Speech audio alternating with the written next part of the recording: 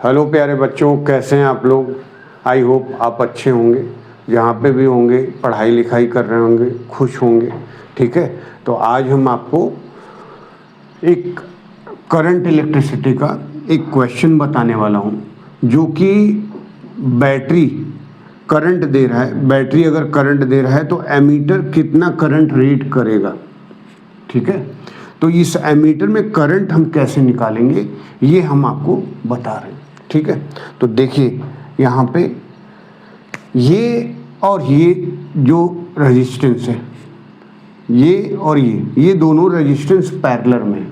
तो पैरेलल में है तो आपको पता है 4 और 4 पैरेलल में होंगे तो 2 हो जाएगा। ये देखिए 4 रेजिस्टेंस और 4 रेजिस्टेंस, तो 4/2 इक्वल टू 2 ओम।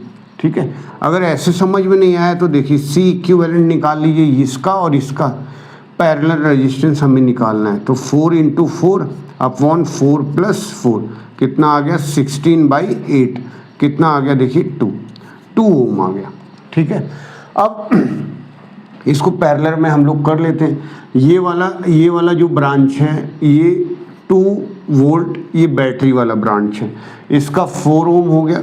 और ये देखिए इसमें एमीटर वाला ब्रांच है, एमीटर लगा दिया। ठीक है, ये देखिए ये हमारे पास 4 ओम। ठीक है, और ये 2 ओम और इन दोनों का पैरेलल तो आपको बताया ही, ये कितना हो गया, ये हो गया 2 ओम। देखिए इसका और इसका पैरेलल। अब देखिएगा ये एमीटर भी है, एमीटर है, इसका पैरेलल ले लीजिए।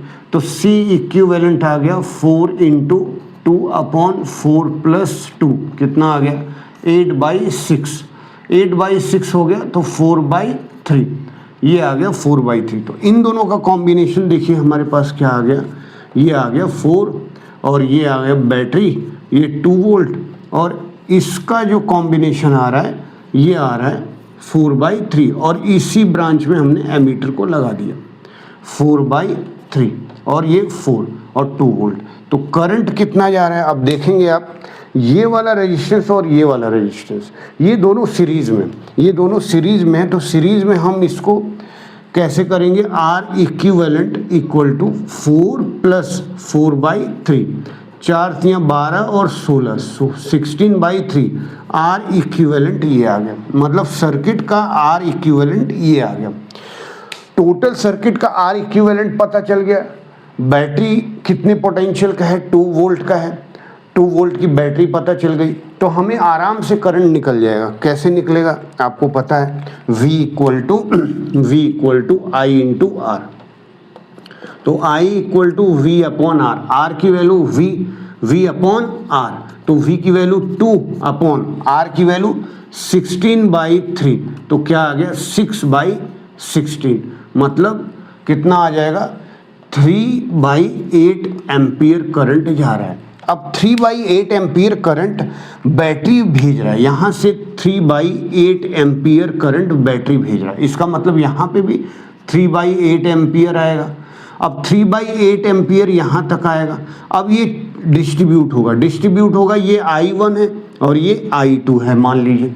तो I1 डिस्ट्रीब्यूशन कैसे निकालते हैं, I1 डिस्ट्रीब्यूशन ऐसे निकालते हैं, I1, ठीक है, I1, तो I1 हमारे पास आ गया, I1 आ गया।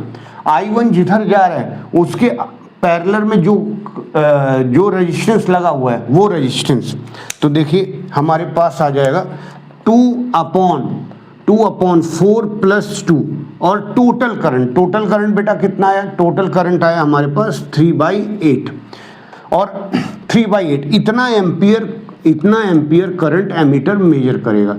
2/6 × 3/8, तो कितना आ गया, ये इससे कैंसिल आ गया 1/8 एम्पियर। तो ये इसका आंसर है। लेकिन आप देखिए थोड़ा सा, ये एमीटर 1/8 करंट रीडिंग करेगा इतना। कैसे हमने किया, I1 = 2, जिस ब्रांच में करंट जा रहा है I1 उसके अपोजिट मतलब पैरेलल ब्रांच वाला रेजिस्टेंस अपॉन टोटल रेजिस्टेंस 4 + 2 और टोटल करंट। मान लीजिए I2 का निकालना होता, मान लीजिए हमारे पास आंसर, ये तो आंसर हो गया। I2 निकालना होता तो हम क्या करते, ये हमारे पास I2 है, I2 का पैरेलल वाला अपोजिट वाला रेजिस्टेंस, तो 4 अपॉन कितना हो गया 2 + 4 इंटू टोटल करंट 3/8, तो कितना आ जाएगा 4/6 इंटू 3/8। आ रही बात समझ में? तो कितना आ गया 4/16 मतलब 1/4 एम्पियर करंट आ रहा है किसमें, I2 इस वाले ब्रांच में। तो देख लीजिए।